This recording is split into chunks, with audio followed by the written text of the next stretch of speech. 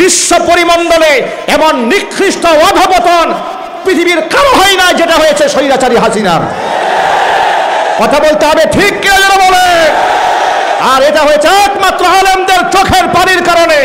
সুতরাং ভবিষ্যতে যারা আলেমদের সম্মান নিয়ে ছিনিমিনি খেলতে চায়, আপা গেছে যে পথে, তাদেরকেও যেতে হবে সেই পথে।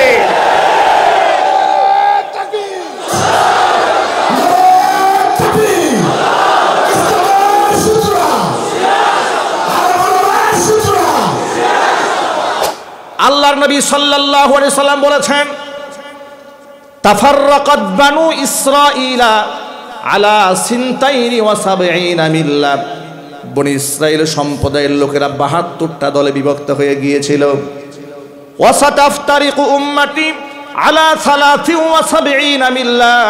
আর আমি মুহাম্মদ সাল্লাল্লাহু আলাইহি ওয়াসাল্লাম উম্মতরা ৭৩টা দলে ভাগ হয়ে যাবে।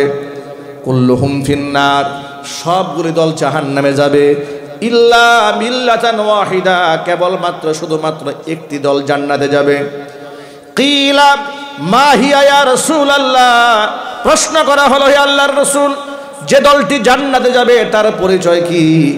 তার পরিচয় জানার দরকার আছে না নাই? আরো যদি বলেন। আল্লাহর হাবিব ছিলেন জাওয়ামিউল কালিম, মানে অল্প কথায় বেশি অর্থ বুঝাতে পারতেন। হুজুর বললেন, মা আনা আলাইহি ওয়া আসহাবি, যে আদর্শের উপর আমি নবীজি আছি, যে আদর্শের উপর আমার সাহাবায়ে কেরাম আছে, যে নীতিমালার উপরে, যে আমালের উপরে, যে আকীদা বিশ্বাসের উপরে আমি নবী মুহাম্মদ সাল্লাল্লাহু আলাইহি ওয়াসাল্লাম আছি, আমার সাহাবীরা আছেন, ওই আদর্শিক কাতারটাই জান্নাতীদের কাতার, ওই আদর্শিক দলটাই জান্নাতীদের দল। আমরা কি জান্নাতি কাফেলায় শামিল হতে চাই না? কারা কারা চান্দ হাত দেখতে চায়? আল্লাহ পাক যেন সকলের হাতগুলোকে কবুল করে নেন। জোরে জোরে করে আল্লাহুম্মা আমিন। হাত নামান। 2 দিন তাহাজ্জুদের নামাজ পড়ে, কিংবা একবার হজ করে এসি, কিংবা মাদ্রাসায় 5 বস্তা চাল দান করে নিজেকে জান্নাতি দাবি করার কোনো অধিকার নাই। এত সহজ নয়। বর্তমান সমাজে এমন লোক দেখা যায় 3টা চিল্লা দিয়ে আসছে, আসার পর থেকে ইমাম সাহেবকে আর ভাল লাগে না, নিজেরাই বড় মুফতি মনে হয়। আছে না নাই? একটু জোরে বলেন, আছে না নাই? 3 চিল্লা কেন? আল্লাহ কসম করে বলি, 3000 বছর যদি আপনি চিল্লা দেন, কসম আল্লাহর, একজন আলেমের যে মর্তবা, আপনি সেই মর্তবায় কোনোদিন যেতে পারবেন না। আল্লাহর নবী, বিশ্বনবী জনাবি মুহাম্মদ রাসূলুল্লাহ সাল্লাল্লাহু আলাইহি সাল্লাম বলেছেন, ফাদলুল আলিমি আলাল আবিদি কাফাদলি আলা আদনাকুম। ও সাহাবীরা শোনো, তোমাদের সাহাবীদের মধ্যে সবচাইতে আপনা সাহাবীর উপর আমি নবীর মর্যাদা যেমন, সাধারণ একজন আবিদের তুলনায় আল্লাহর কাছে একজন আলেমের মর্তবা ঠিক তেমন। আলেমের বিরাট সম্মান, বিরাট মর্যাদা। আলেমদেরকে মোহাব্বত করবেন, আলেমদেরকে ভালোবাসবেন, হক্কানে আলেমদের সুহবত গ্রহণ করবেন, তা না হলে জিল্লতি গ্রহণ করতে হবে। ঠিক কিনা বলেন? আল্লাহর নবী সাল্লাল্লাহু আলাইহি সাল্লাম বলেছেন, কুন আলিমান, আলেমদের যেহেতু অনেক মর্যাদা, অনেক সম্মান, যদি সম্ভব হয় নিজে আলেম হও। আলেম হতে পারো না, আও মুতাআল্লিমান, আলেমের ছাত্র হয়ে যাও, তাও পারো নাই, আও মুস্তামিআন, আলেমের কথা গভীর মনোযোগ সহকারে শোনো। 4 নাম্বার, আও মুহিব্বান, আলেমদেরকে অন্তর দিয়ে ভালোবাসো। ওয়ালা তাকুনিল খামিস, খবরদার 5ম নাম্বার হয়েও না, তাহলে তুমি ধ্বংস হয়ে যাবে। মানে খবরদার আলেম বিদ্বেষী হইতে যেও না, তাহলে তুমি ধ্বংস হয়ে যাবে। আলেম বিদ্বেষী যেই হবে তার ধ্বংস অনিবার্য। এই ফতোয়া বর্তমান জমানার আলেমরা দেয়নি, ফতোয়া দিয়েছেন বিশ্বনবী মুহাম্মদুর রাসূলুল্লাহ সাল্লাল্লাহু আলাইহি ওয়াসাল্লাম, যার বাস্তবতা গোটা বিশ্বব্যাপী। মানুষ যুগের পর যুগ দেখেছে, আলেমদের বিরুদ্ধে যারা এগিয়েছে জুতা পিটা তারাই খেয়েছে। ঠিক কিনা জোরে বলেন? বাংলাদেশে বিগত 16টা বছরে যে পরিমাণ টর্চার, যে পরিমাণ নির্যাতন, শারীরিক মানসিকভাবে আলেমদেরকে করা হয়েছে, ইসলামপন্থীদেরকে করা হয়েছে, দাড়ি এবং টুপিওয়ালাদেরকে করা হয়েছে, 56,000 বর্গ মাইলের মধ্যে অন্য কোনো ব্যক্তিকে এত বেশি কষ্ট দেওয়া হয় নাই। মাটির নিচে 10টা জায়গা নির্ধারণ করা হয়েছিল, আয়নাঘর, শুধুমাত্র আলেমদেরকে সেখানে নির্যাতন করাবার জন্য। নাউজুবিল্লাহ বলবেন না? চিৎকার দিয়ে এখন নাউজুবিল্লাহ। আলেমদের চোখের পানি বিফলে যায় না, ঠিক কিনা বলেন না কেন ভাই? আলেমদের চোখের পানি বিফলে যায় না, বিফলে যায় না। 2018 সালে মাহফিল মঞ্চ থেকে আমাকে স্টেজ থেকে নামাই নিয়ে গেল। প্রশাসনের লোকেরা ধরে নিয়ে যাচ্ছে। জিজ্ঞেস করলেন, ভাই কোথায় নিয়ে যাচ্ছেন? বলে থানায়। অপরাধ? কিছু বলতে পারবো না, সব উপরের নির্দেশ। থানায় গারদে নিয়ে রাখলো। 2018 সালে ফেব্রুয়ারি মাসের 8 তারিখ গাজীপুর জেলখানার পেছনে একটি মাহফিল থেকে নিয়ে গেল, শত হাজার মানুষের সামনে থেকে। পরের দিন আদালতে যখন তোলা হলো, মামলা নথির মধ্যে তাকায় দেখি লিখেছে, গোপন বৈঠক থেকে আমাকে গ্রেফতার করা হয়েছে, আমার পকেটে 16টা ককটেল বোমা পাওয়া গেছে। এই সমস্ত মামলা যারা লিখেছে ওরা মানুষ না জানোয়ার? চিল্লাই বলেন। এটা শুধুমাত্র একটা এক্সাম্পল দিলাম, একাধিক মামলা লিখেছে। রাস্তাঘাটে আমরা গাড়িগুলো আগুন দিয়ে পুড়িয়ে দিয়েছি, মামলা দিয়ে দিয়েছে, লিখেছে মামলা। এমন মামলা লিখেছে যে শয়তানও আফসোস করছে মনে হয়, ঠিক কিনা বলেন? আচ্ছা, এগুলা যে ওরা করেছে আল্লাহ দেখে নাই? একটু জোরে বলেন ভাই, দেখে নাই? আল্লাহ পাক দেখেছেন। আমি বুটবাজার কেন্দ্রীয় জামি মসজিদে 2015 সাল থেকে ধারাবাহিক জুমার খুতবা দিয়েছি। 15, 16, 17, 18, 19, 20, 21, 22 এত লম্বা সময় সেখানে খুতবা দিলাম। সেখানে হঠাৎ করে 21 সালে নরেন্দ্র মোদী বাংলাদেশে আসাকে কেন্দ্র করে আমরা সেখানে প্রতিবাদ জানালাম। আর এই প্রতিবাদটা আল্লাহর কসম আমাদের রাজনৈতিক ছিল না। ইসলামের দুশ্মনদের সাথে আমাদের যে হৃদয়ের দূরত্ব তৈরি হয়েছে, এটা রাজনৈতিক দূরত্ব নয়, এটা ইমানি দূরত্ব, ঠিক কিনা বলেন? আচ্ছা, যখন আমি জানতে পারলাম 500 বছরের ঐতিহ্যবাহী বাবরি মসজিদে এক কুখ্যাত খুনি ভেঙে দিয়ে সেখানে রাম মন্দির নির্মাণ করেছে জোরপূর্বক। গুজরাটে অসংখ্য মুসলমানদের বাড়িঘর আগুন দিয়ে জ্বালিয়ে দিয়েছে, অসংখ্য মুসলমানকে শহীদ করে দিয়েছে। এমন রক্ত খেকু, রক্ত পিপাসু একজন ব্যক্তি বাংলাদেশে মুসলমানদের দেশে আসবে আর তাকে লাল গালিচা দেওয়া হবে সম্মানার্থে। এটা কি আমরা অন্তর থেকে মানতে পারি? গণতান্ত্রিক রাষ্ট্রে স্বাধীন মতামত ব্যক্ত করার অধিকার কি আমাদের আছে না নাই? চিৎকার দিয়ে বলেন, আছে না নাই? ধর্মীয় স্বাধীনতা আছে না নাই? আমরা স্বাধীনতা ব্যক্ত করেছি, আমরা প্রতিবাদ জানিয়েছি। ওরা বলল ওদের স্বামীর বিরুদ্ধে আমরা কথা বলে ফেলেছি।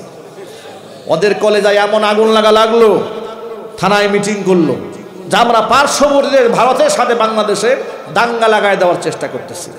তাদের সাথে আমরা তাদের বিরুদ্ধে কথা বলেছি, নরেন্দ্র মোদীর বিরুদ্ধে কথা বলেছি। নরেন্দ্র মোদীর নাতিপুতিদের কলেজের মধ্যে আগুন লাগছে বাংলাদেশে। ওরা আমাদেরকে বিনা নোটিশে মসজিদ থেকে বের করে দিচ্ছে, তাড়িয়ে দিচ্ছে। বললাম যে একটা জুমার খুতবা দিয়ে বিদায় নিয়ে যায়, তারা বলল বিদায় নেওয়ার সময় দেওয়া হবে না। বিদায় নিতে গেলে আপনার ভক্তবৃন্দরা মিছিল করবে, আন্দোলন করবে, এর দ্বারা আমরা ফিল গুছাতে পারবো না, আপনাকে চুপচাপ চলে যেতে হবে। বিনা নোটিশে সেখান থেকে আমাদের বের হয়ে গেলাম। 4টা বছর জুমার খুতবা থেকে ওরা আমাদেরকে বঞ্চিত করে রাখলো। স্বৈরাচারী এভাবে শুধু আমাকে নয়, অসংখ্য আলেমদের সাথে এইরকম বেয়াদবি করেছে। বেয়াদবির মাসুল এমনভাবে গুনতে হয়েছে, স্বৈরাচারী 16 বছর দেশের শোষণ করেছে, চুরি ডাকাতি করেছে, গোটা দেশের মধ্যে এক নৈরাজ্যকর পরিবেশ সৃষ্টি করেছে, গুম করেছে, খুন করেছে, ত্রাস সৃষ্টি করেছে, মানুষের হক নষ্ট করেছে, রাষ্ট্রের সম্পদ অন্যায়ভাবে হাজার হাজার কোটি টাকা বিদেশে পাচার করেছে। বিদায় নিতে গেছে, বিদায় ঘন্টা যখন বেজে গেল, স্বৈরাচারী বলল আমি জাতির উদ্দেশ্যে একটা ভাষণ দিতে চাই। সেনাবাহিনী বলল আপনার হাতে সময় আছে 45 মিনিট, এখন আপনি ভাষণ দিবেন না গাট্টি বুসকা গুল করবেন, দায়িত্ব আপনার হাতে। স্বৈরাচারী তাকায় দেখে ভাষণ দিতে গেলে পিঠের চামড়া থাকবে না, গাট্টি বুসকা গুল করে চোরের মতো নেতা কর্মীদেরকে বিপদে ফেলে রাষ্ট্র থেকে পালিয়ে গেল। আল্লাহর কসম করে বলি, গোটা গ্লোবালাইজেশনের জামানায় বিশ্ব পরিমণ্ডলে এমন নিকৃষ্ট অধপতন পৃথিবীর কারো হয় না যেটা হয়েছে স্বৈরাচারী হাসিনার। কথা বলতে হবে, ঠিক কে বলে? আর এটা হয়েছে একমাত্র আলেমদের চোখের পানির কারণে। সুতরাং ভবিষ্যতে যারা আলেমদের সম্মান নিয়ে ছিনিমিনি খেলতে চায়, আপা গেছে যে পথে তাদেরকেও যেতে হবে সেই পথে।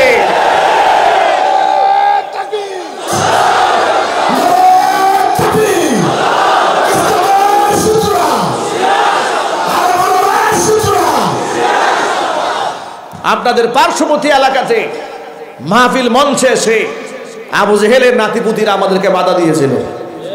আপনাদের মনে নাই? মনে নাই?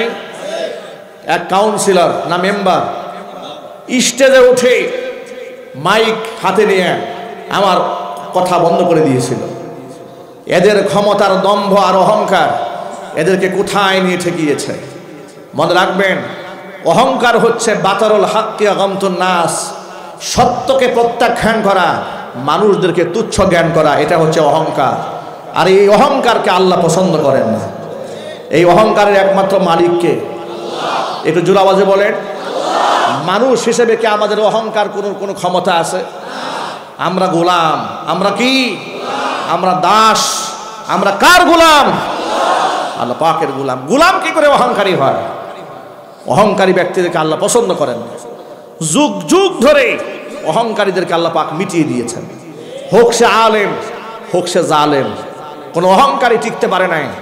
আর দুনিয়ার মোহ যাকে আচ্ছাদিত করেছে, দুনিয়ার মোহ যাকে পেয়েছে তাকেই ধ্বংস করে দিয়েছে।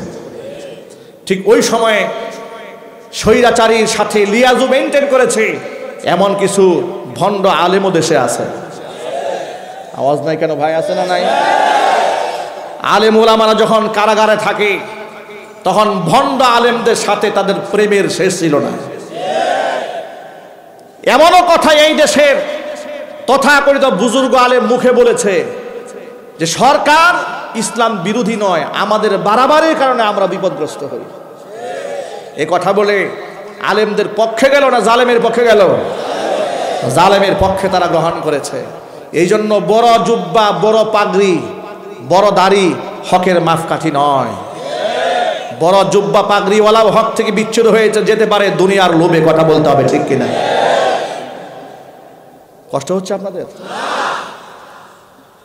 কোরআন মাজিদ থেকে ছোট্ট একটা কাহিনী শোনায় আপনাদের। কি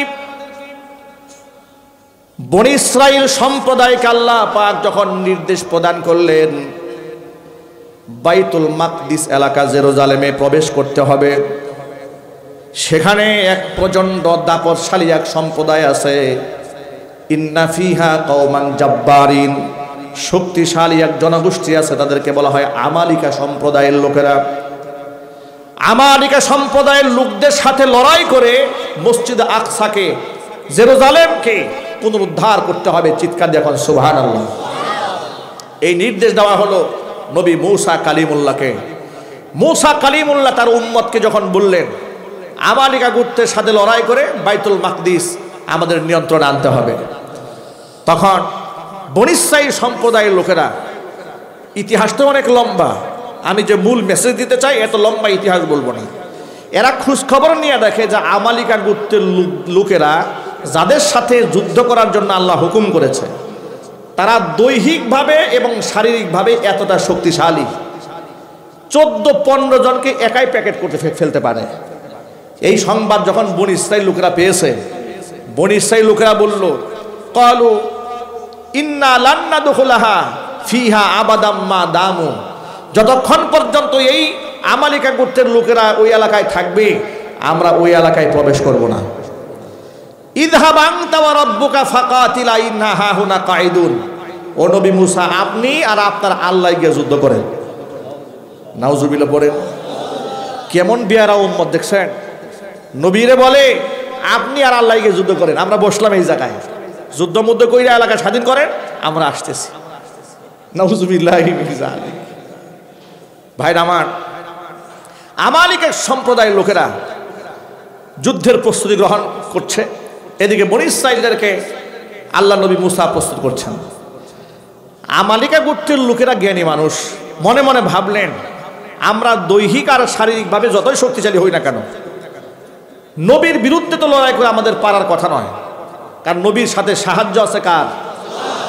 আর ইতোমধ্যে তারা অবগত হয়েছে ফেরাউনের মতো দুর্দান্ত এক দাপটশালী বাদশাহ মুসা বাহিনীর সাথে পেরে ওঠে নাই, আল্লাহর গজবে পানির মধ্যে চুবনি খায়া মরতে হয়েছে। সুতরাং মুসার কাছে অলৌকিক ক্ষমতা আছে, মুসার মুজিজা আছে, মুসার সাথে তো পারবো না। কিন্তু আমাদের কি যদি এরকম একটা অলৌকিক ক্ষমতা ধর কোনো কিছু একটা থাকতো, তাহলে আমরা মুসা বাহিনীর সাথে, বনী ইসরাইল সম্প্রদায়ের সাথে আমরা পেরে উঠতাম। এখন এই শক্তি তারা কোথা থেকে সঞ্চয় করবে? খোঁজ খবর নিয়ে দেখে বনী ইসরাইল সম্প্রদায়ের এক দরবেশ আলেম আছে, পণ্ডিত আলেম আছে, সাধক আলেম আছে। তার নাম হচ্ছে বালাম ইবনে বাউরা।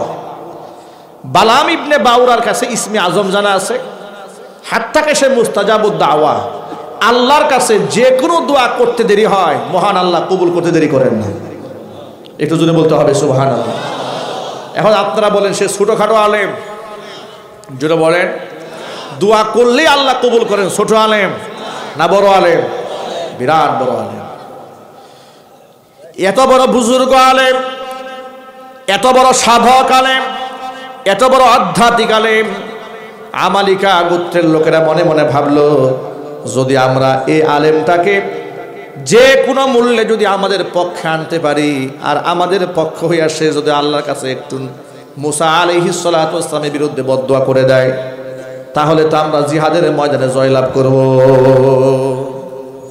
এই জন্য তাকে ম্যানেজ করার জন্য, ব্যক্তিকে বসে আনার জন্য, পক্ষে আনার জন্য মোটা অঙ্কের স্বর্ণ গহনা হাদিয়া তোহফা নিয়ে বালামের দরবারে হাজির হয়েছে। বালামকে ঘুষ উপহার উপঢৌকন দিয়েছে। দেওয়ার পরে বলছে, বালাম আপনি তো একজন বুজুর্গ আলেম, আধ্যাত্মিক আলেম, আপনি যদি আমাদের পক্ষ হইয়া একটা দিনের জন্য মুসা আলাইহিস সালাতু ওয়াস সালাম এবং বনী ইসরাইল সম্প্রদায়ের বিরুদ্ধে একটু বদদোয়া করেন, যাতে করে আমাদের মনোবাঞ্ছনা পূর্ণ হয়, জিহাদের ময়দানে আমরা জয়লাভ করতে পারি, বিনিময়ে আপনাকে এই টাকাগুলো আমি দিয়ে দিলাম। আমার প্রিয় যুবক ভাইরা কান খুলে শুনে রাখেন, বালাম ইবনে বাউরা এত বড় আলেম, দোয়া করতে দেরি হয়, আল্লাহর কাছে কবুল হতে দেরি হয় না। টাকা পয়সার বস্তা নিয়ে আমালিকা গোত্রের লোকেরা তার বাড়িতে হাজির। বালামকে রাজি করাতে পারে না কোনোভাবে। বালাম বলে, না, আমি একজন সাধারণ মানুষ হয়ে একজন নবীর বিরুদ্ধে বদদোয়া করতে পারি না, এটা কোনোদিন হয় না, কোশ্চিনকালেও এটা যায় না। বালামকে যখন রাজি করাতে পারলো না, তখন আমালিকা গোত্রের লোকেরা মনে মনে ভাবলো, প্রতিটা মানুষের একটা দুর্বল জায়গা থাকে, ঠিক না? একটা সফট কর্নার থাকে। খোঁজখবর নিয়ে দেখে বালামের একটা দুর্বল জায়গা আছে। সেই দুর্বল জায়গাটা কোনটা? বালামের স্ত্রী। বালামের স্ত্রীকে বালাম বড্ড ভালোবাসেন। আর ইমানদারের লক্ষণ হচ্ছে নিজের স্ত্রীকে ভালোবাসা, এটা ভালো আলামত, ঠিক কিনা বলেন? ইমানদারেরা ঘরের বউকে ভালোবাসে, আর বেঈমান মুনাফিকরা অন্যের বউকে ভালোবাসে। নিজের বউ ফোন দিলে খুব ব্যস্ত, এই রাখো, ঠিক কিনা বলেন? ও ব্যস্ত আছে। আর বান্ধবী ফোন দিলে সব কাজ বন্ধ হয়ে যায়, ঠিক না? এই জন্য বিবিদেরকে ভালোবাসবেন। আল্লাহ পাক আমাদের স্ত্রীদেরকে মহাব্বত করা তৌফিক দান করেন। বালামকে যখন রাজি করাতে পারে নাই, আমালিকা গোত্রের লোকেরা মনে মনে ভাবলো, দুর্বল জায়গা তো একটা নিশ্চয় আছে, খুঁজে বের করতে হবে। খুঁজে খুঁজে দেখলো বালামের স্ত্রীকে বালাম বড্ড ভালোবাসে। এবার মোটা অঙ্কের হাদিয়া, স্বর্ণ গহনা, টাকা পয়সা সব নিয়ে বালামের স্ত্রীর কাছে আমালিকা গোত্রের লোকেরা হাজির হয়ে গেল। গিয়ে বলতেছে, আম্মা জান, মা বলে সম্বোধন করছেন, সম্মান কত। আম্মা জান, দেখেন আপনার জন্য এগুলো নিয়ে আসছি, আমরা আপনাদের কল্যাণকামী। আচ্ছা আপনারা বলেন তো, আপনি বলেন তো, আপনার স্বামী বালাম জীবনে আপনারা কয়টা গয়না দিছে? স্ত্রী তো নরম মানুষ, মহিলা মানুষ তো, আসলে তো কোনো গয়না টয়না দেয়নি। কয় দেখেন আমরা আপনাদেরকে কত ভালোবাসি, এই সমস্ত স্বর্ণ গহনা আপনার জন্য নিয়ে আসছি, আমরা আপনাদের কল্যাণ চাই, ভালো চাই, ভবিষ্যতে আপনাদেরকে আরো উপহার দেব, আপনাদের জীবনে দুঃখ বলতে কিছু থাকবে না, শুধুমাত্র আপনার স্বামীকে আমাদের হয়ে একটা দিনের জন্য একটা কাজ করতে বলবেন। স্ত্রী বলে, সেই কাজটা কি? যে আমাদের হয়ে একটু দোয়া করতে হবে। বালাম তো দোয়া করলে আল্লাহ কবুল করেন, তা আমরা চাচ্ছি যে আমাদের হয়ে একটা দোয়া করুক। স্ত্রী বলে, এটা তো সামান্য ব্যাপার, আপনারা ঘাবড়াবেন না, এটা আমি দেখতেছি। বাস, মহিলা মানুষকে পটাই ফেলছে। এবার চলে গেল তারা। বালাম যখন বাড়িতে এসেছে, বাড়িতে আসার পরে বালামের স্ত্রী মুড অফ, বালামের সাথে কথাবার্তা বলে না, আরেক দিকে তাকিয়ে থাকে, এড়িয়ে এড়িয়ে চলে। বিছানায় শুতে গেছে, শুতে গিয়ে আরেক দিকে তাকায় আসে। বালাম মনে মনে ভাবলো ব্যাপারটা কি, হঠাৎ করে বিবি সাহেব এমন পেখম ধরলো কেন? কি বউরা মাঝে মাঝে পেখম ধরে না? যাদের বউ নাই তারা এটা বুঝবে না। কথা বলে না কেন? পেখম ধরে না? পেখমের কোনো শেষ নাই। সকালে একবার, দুপুরে একবার, বিকেলে একবার। এটা পেখম জাতি আল্লাহ বানাইছে, ঠিক কিনা বলেন? নবী করিম সাল্লাল্লাহু আলাইহি সাল্লাম বলেছেন, ইন্নাল মারআতা খুলিকাত মিন জিলাইন, আল্লাহ বানাইছে একটু বাঁকা করে। সুতরাং ইদা আকামতাহা কাসারতাহা, পেখম জাতিকে যদি বেশি সোজা করতে যাও তাহলে ভেঙে ফেলবা, মানে সংসার টিকবে না। ওয়া ইদা ইসতামতা'তা বিহা ইসতামতা'তা বিহা ওয়া ফিহা ইওয়াজুন, সুখের সংসার করতে গেলে এই পেখম ম্যানেজ করে চলতে হবে। কোন সুবহানাল্লাহ। আমার প্রিয় ভাইরা, বালামের স্ত্রী বালামের সাথে কথা বলে না, ভালো আচরণ করে না। বালাম বলল, প্রিয়তমা স্ত্রী, কি হয়েছে তোমার? হঠাৎ করে এমন কি হয়ে গেল যে তুমি আমার সাথে রাগ হয়ে আছো? স্ত্রী বলে, তুমি তো আমাদের কল্যাণ চাও না। স্বামী বলে, আমি আমার বউর কল্যাণ চাই না, মানেটা কি? আমার সংসার, আমি কল্যাণ চাই না, তো কল্যাণটা চাই কে? বলে, না না, তুমি কল্যাণ চাও না। কি হয়েছে বলবা তো? কল্যাণ আপনি চান কিনা সেটা বলে না। বলে, নিশ্চয়ই কল্যাণ চাই। কল্যাণ যদি চাইতেন, আমালিকা সম্প্রদায়ের লোকেরা যে এই যে গহনা, এত কিছু টাকা পয়সা নিয়ে আসছে, এগুলা তো আমাদের কল্যাণ জন্য নিয়ে আসছে, আপনি গ্রহণ করলেন না কেন? আপনি ওদের কথায় রাজি হলেন না কেন? স্ত্রীকে ডেকে বালাম বলছে, ওরা যে আবদারটা জানিয়েছে, কি আবদার জানিয়েছে সেটা কি তুমি জানো? বলে, দোয়া তো করতে বলেছে। তো কি দোয়া করতে বলে সেটা জানো তুমি? তা তো জানি না। দোয়া করতে বলেছে নবীর মূসার বিরুদ্ধে, দোয়া করতে বলেছে বনী ইসরাইল সম্প্রদায়ের বিরুদ্ধে। আমি হচ্ছে একটা আদনা মানুষ, আর উনি হচ্ছেন আল্লাহর নবী। আমি সাধারণ মানুষের নবীর বিরুদ্ধে বদদোয়া করব, আর সেই বদদোয়া কবুল হবে, এটা তুমি চিন্তা করলে কি করে? বালামের স্ত্রী বলে, যাই হোক, টাকা পয়সা যেহেতু কিছু একটা দিছে, অন্তত পক্ষে একটা দিনের জন্য না হয় একটু বদদোয়া করলেনি। এরপরে তওবা করে ভালো হয়ে গেলেন। দেখছেন কি সুন্দর বুদ্ধি। একটা দিনের জন্য না হয় একটু করলেন, তাহলে তওবা করে ভালো হয়ে যাবে। বালাম ইবনে বাউরা বউয়ের খুশির জন্য, বউ চাচ্ছে একটা মাত্র বউ, কি 10টা না 20টা না, একটা মাত্র বউ। আর এই বউ আবদার করে বসে আছে, আবার পেখম ধরছে। আচ্ছা ঠিক আছে, তুমি চাচ্ছ তো এটা? বলে, হ্যাঁ আমি চাচ্ছি।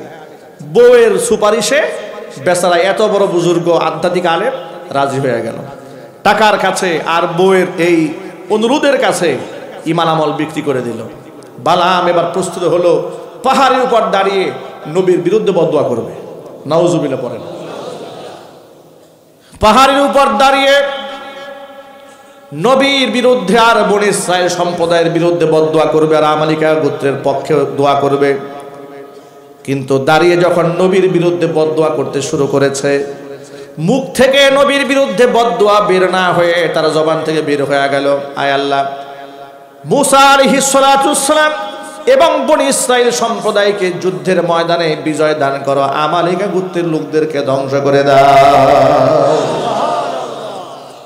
আমালিকা গোত্রের লোকেরা রাগে গুসায় খুবে গুখরা সাপের মতো ফুঁসে উঠছে।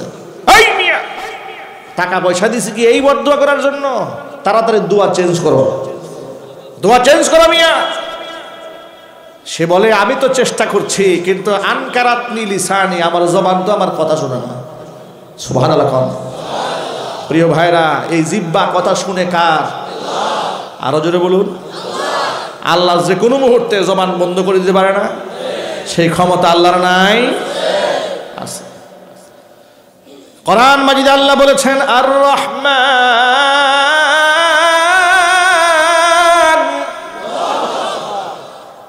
আল্লামাল কুরআন খালাকাল ইনসান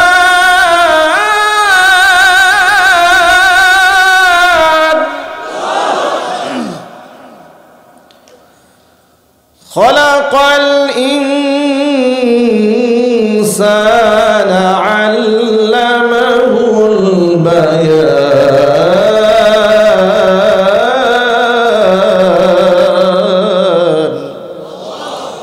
আল্লাহ পাক বলেন, দয়াময় আমি আল্লাহ। আল্লামাল কোরআন, মানুষকে কোরআন শিক্ষা দিয়েছি।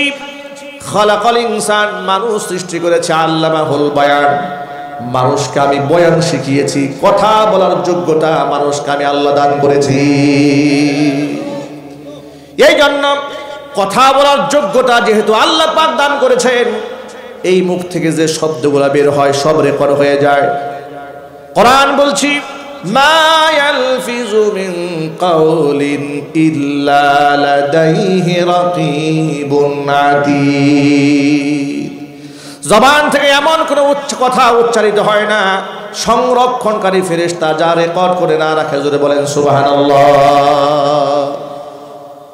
যে আল্লাহ তাআলা জবানকে কন্ট্রোল করেন, সে আল্লাহ তাআলা বালআমের জবানটাকে নবীর বিরুদ্ধে বদদুয়া করবে সেভাবে আল্লাহ কবুল করেন নাই। বালআম নবীর বিরুদ্ধে বদদুয়া করতে চেয়েছে, আল্লাহ পাক ওই জবান দেয়া নবীর বিরুদ্ধে বদদুয়া বের না করে দিয়া নবীর পক্ষে দোয়া বের করে দিয়েছে। বালআম বলছে, আমি তো চেষ্টা করি, আমার জবান তো আমার কথা শোনে না। আমালিকা গোত্রের লোকেরা বলল, আরেকবার চেষ্টা করো তুমি।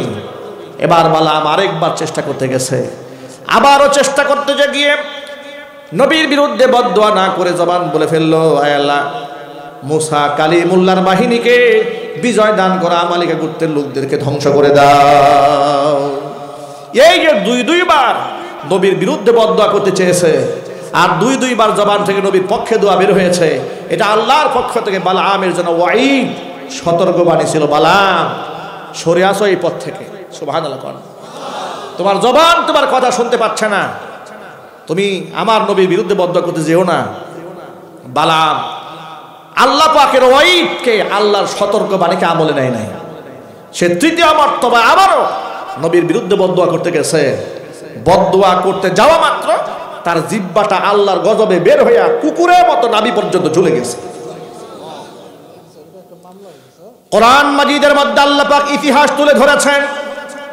আল্লাহ পাক বলেন, ওয়াতলু আলাইহিম নাবাআল্লাযী আতাইনাহু আয়াতিনা ফানসালাখা মিনহা ফাআতবাআহুশ শাইতানু ফাকানা মিনাল গাওয়িন।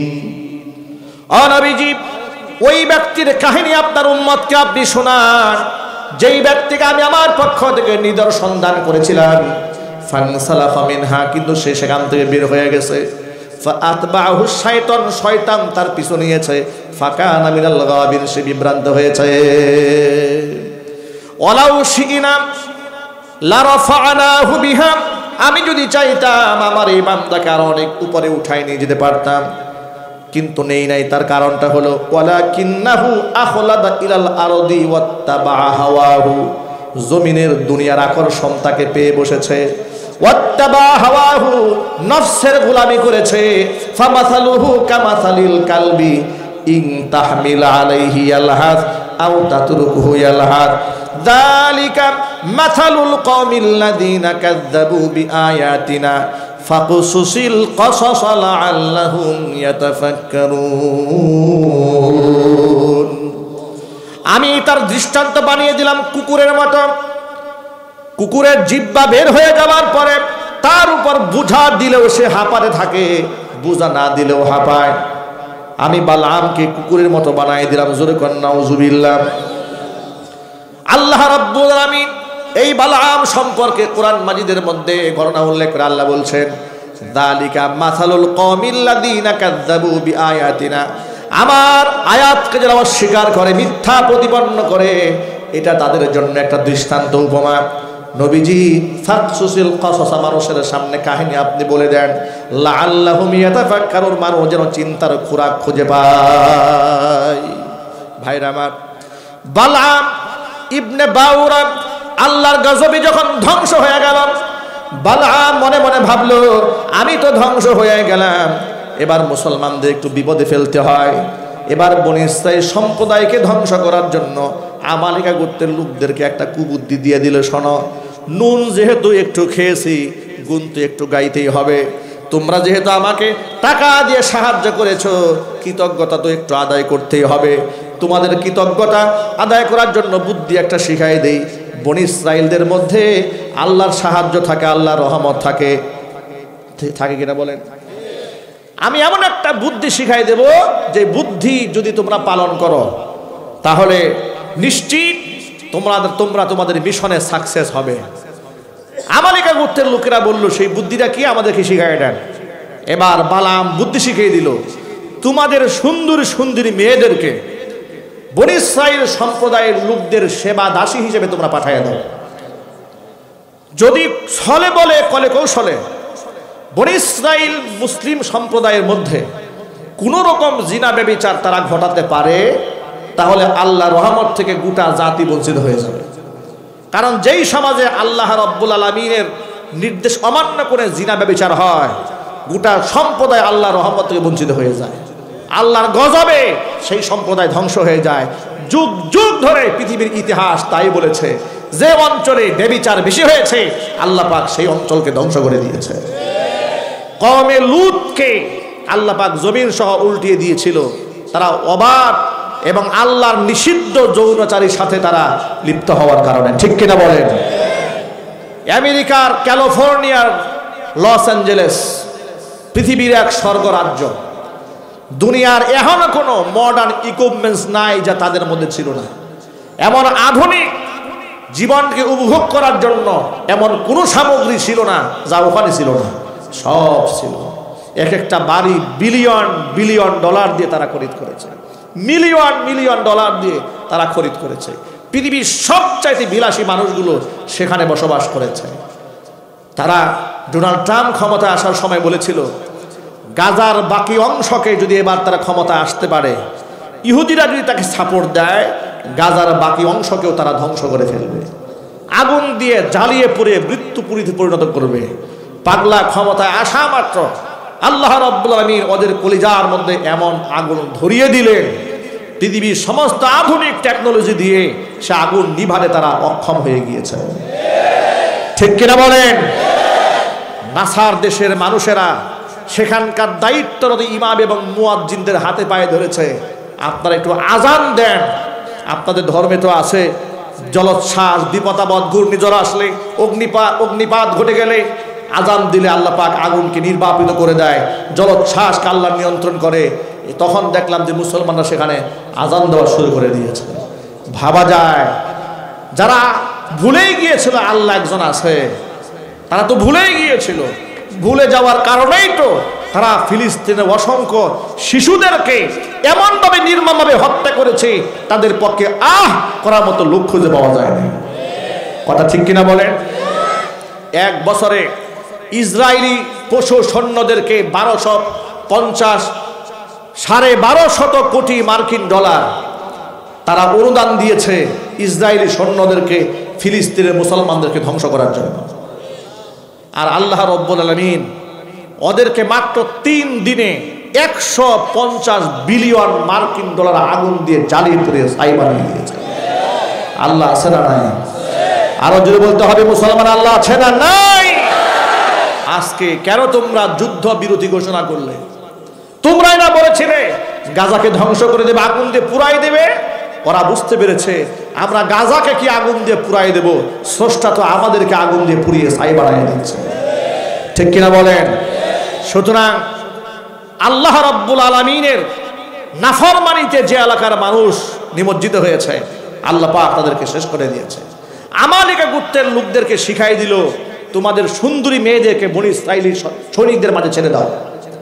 অপকর্মে যদি লিপ্ত হয় আল্লাহ রহমত থেকে ওরা বঞ্চিত হবে। ঠিক সেই কাজটা তারা করলো, সুন্দরী মেয়েদেরকে লেলিয়ে দিয়েছে। বনী ইসরাইল সম্প্রদায়ের মধ্যে এক ব্যক্তি তাঁবুর মধ্যে এক সুন্দরী মেয়ের সাথে অপকর্ম করে বসেছে। আল্লাহ পাকের গজব এমন ভাবে এসেছে, গোটা বনী ইসরাইল সম্প্রদায়ের মধ্যে হঠাৎ করে প্লেগ রোগ ছড়িয়ে পড়ল। এমন ভাবে ছড়িয়ে পড়ল, একদিনে বর্ণিত আছে একদিনে 70,000 বনী ইসরাইল সম্প্রদায় এই প্লেগ রোগে আক্রান্ত হয়ে আল্লাহর গজবে ধ্বংস হয়ে গেল।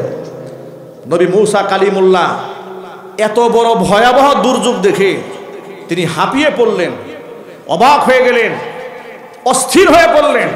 কি হয়েছে? এত বড় গজব আল্লাহ পাক আমাদেরকে দিলেন। জিবরাইল আলাইহিস সালাতু ওয়াস সালাম আসলেন, এসে বললেন, ও আল্লাহর নবী মূসা, আপনি একটু খোঁজখবর নিয়ে দেখেন আপনার উম্মতের মধ্যে কেউ না কেউ অপকর্মের মধ্যে লিপ্ত হয়েছে, জিনা ব্যভিচারে লিপ্ত হয়েছে। নবী মুসা কালিমুল্লাহ গোয়েন্দা বিভাগ চালু করলেন। গোয়েন্দা বিভাগের লোকেরা তথ্য তালাশ করে দেখে মুজাহিদ বাহিনীর কোন একজন সেনাপতি তিনি তাঁবুর মধ্যে আমালিকা সম্প্রদায়ের লোকদের সাথে এক মেয়ের সাথে অপকর্ম করেছে। তাকে সেখান থেকে চিহ্নিত করে আনা হলো, প্রকাশ্য দিবালোকে তার হত্যাযজ্ঞ করা হলো, তাকে তার মৃত্যু নিশ্চিত করা হলো। আল্লাহর গজব থেকে তারা সেখানে রেহাই পেল। জোরে বলেন সুবহানাল্লাহ। কিন্তু একটি ঘটনাকে কেন্দ্র করে এতগুলো মানুষকে জীবন দিতে হয়েছে। এখান থেকে আমাদের অনেক অনেক বড় শিক্ষা আছে। এক নাম্বার শিক্ষা হচ্ছে, যত বড় আলেম হোক না কেন, দুনিয়া যদি অন্তরে ঢুকে হক পথ থেকে পিছপা হয়ে যেতে তার সময় লাগে না। কথা ঠিক কিনা বলেন? সুতরাং জালেমের সাথে যে সমস্ত আলেমরা তুষামুদি করেছে, অসংখ্য আলেমদেরকে জেলখানায় বন্দী করার পরে ওই সমস্ত জালেমদের প্রশংসা যে আলেমরা করেছে, আল্লাহর কসম তারা বালাম ইবনে বাউলার উত্তরসূরি ছাড়া কিচ্ছু নয়। ওরা আমাদেরকে বলতো আমরা হলাম উগ্রবাদী আলেম, আমরা হলাম মৌলবাদী আলেম। আমি বলি আল্লাহর কোরআনে, আল্লাহর নবীর সুন্নতে যা আছে তার পক্ষে আমাকে কথা বলতেই হবে। হুজুর যা বলেছেন, আল্লাহ এবং আল্লাহ রসুল যা বলেছেন, এটা সমাজে বাস্তবায়ন করতেই হবে। এর পক্ষে কথা বলতে গিয়া যদি আমাকে মৌলবাদ হতে হয়, আমার মৌলবাদ হওয়াতে কোনো অসুবিধা নেই। কথা ঠিক কিনা বলেন? কোরআন সুন্নায় যা আছে হুবহু এই সমাজে বাস্তবায়ন করতে চায়। ব্যক্তি জীবনে আছে, সামাজিক জীবনেও থাকবে, রাজনৈতিক অঙ্গনেও আমরা কোরআন সুন্নাহর শাসন ব্যবস্থা দেখতে চাই। রাজি আছেন কারা কারা? দু হাত দেখতে চায়।